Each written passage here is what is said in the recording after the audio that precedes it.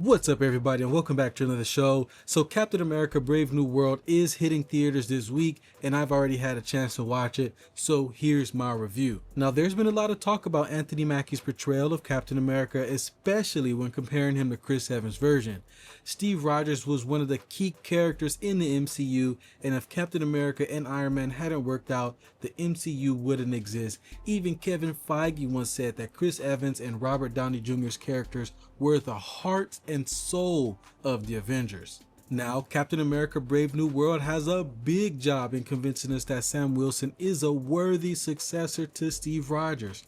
Marvel has made it clear that Sam will be central in the upcoming Avengers movies like Avengers Doomsday and Secret Wars, so this movie sets him up for that role. So there's a lot to unpack here, so hit that subscribe button, hit that like button, leave your comments below, and let's get into it. So let's start with the biggest topic of discussion, the Hulk, Red Hulk to be exact. Now, I mentioned this in another video.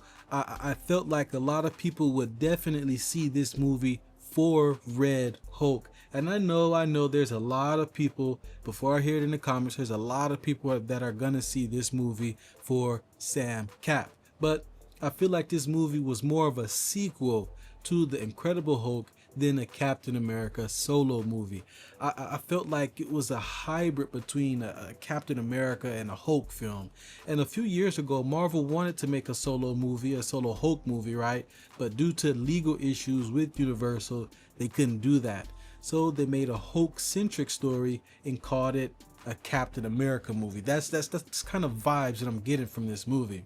A lot of the key plot points, character twists, and ideas from the Incredible Hulk, like Red Hulk, Thunderbolt Ross, and the Leader. If you like the original Hulk movie, you just get some of that payoff here. Marvel definitely leaned into the Red Hulk heavily in marketing, but it's not wrong to call this Incredible Hulk 2. They just couldn't do it for legal reasons, so you know, don't sue me, Universal. I'm just giving my opinion here. Now, there's definitely been a lot of negative press about the making of this movie. Rumors about reshoots, well, not so much rumors. We know that there were definitely a lot of reshoots, and we know that there was a high budget to make this movie. Even though Marvel claims the budget was under what a standard non-Avengers movie would cost, under 200 million, give or take.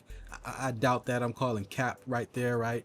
Whether you believe it or not, we know that Hollywood reports, they can change those numbers and make it look like it's something that it's not.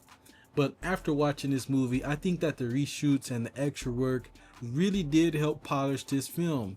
I think that those reshoots definitely helped this film.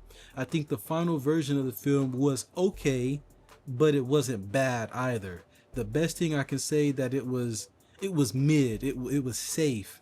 Was it enjoyable? I would say that it was enjoyable, but it definitely wasn't anything special. Now, when compared to other Marvel films, especially Captain America movies, this one really tried to replicate the Winter Soldier. I got Winter Soldier vibes from this.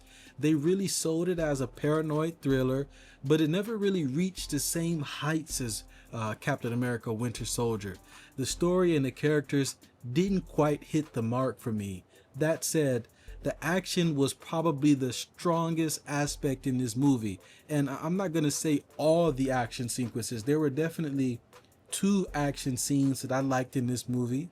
One being the final action scene between Sam Cap and Red Hulk. And I also liked the scene where we had Captain America and Falcon pretty much flying over the ocean, you know, shooting stuff out of the sky, trying to protect those boats and stuff like that. Those were the two best action scenes in the movie to me.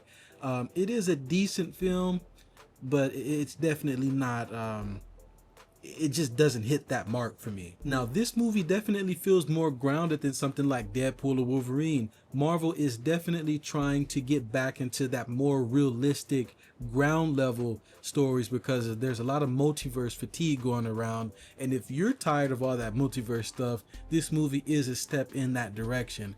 It ties into the larger Marvel universe with references to the Eternals and introduces adamantium and stuff for the first time.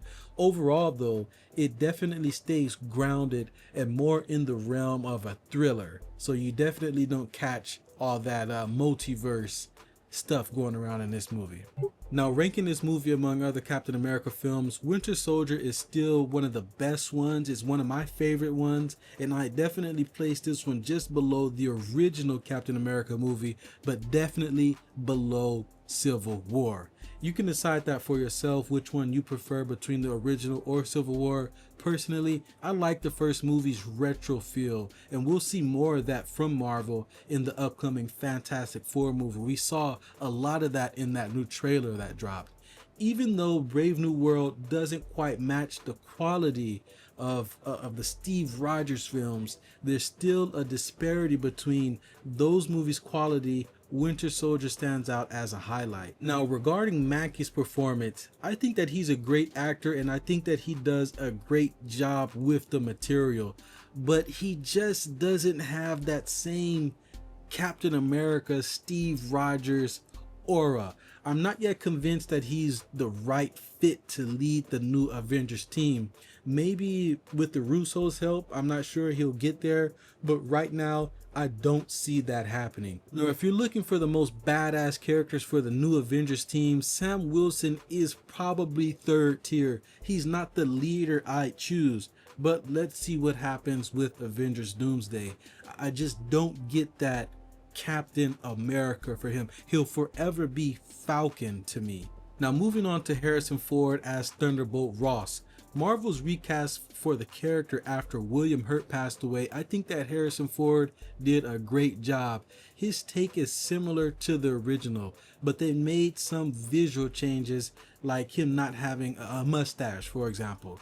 The movie largely ignores Secret Invasion, and Marvel seems to be hoping that you don't remember that, right? It's not a huge issue, but it's funny how much Marvel glosses over that big plot point. Harrison Ford did a solid job, especially with the special effects in this movie. He even did some of his own motion capture work for Red Hulk, which I did not expect, especially with his age. He seems genuinely excited to be in the MCU going forward.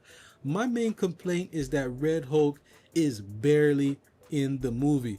The marketing made it seem like he'd play a larger role, but in reality, he's only on screen for a few minutes, and it seems like Marvel just didn't trust Anthony Mackie's Captain America to maybe sell enough tickets, so they leaned heavily into Red Hulk for marketing, which I knew that was going to happen. I felt that. The visual effects for Hulk in this movie are better than what we saw in She-Hulk, where the effects were just rushed and they were just crappy overall.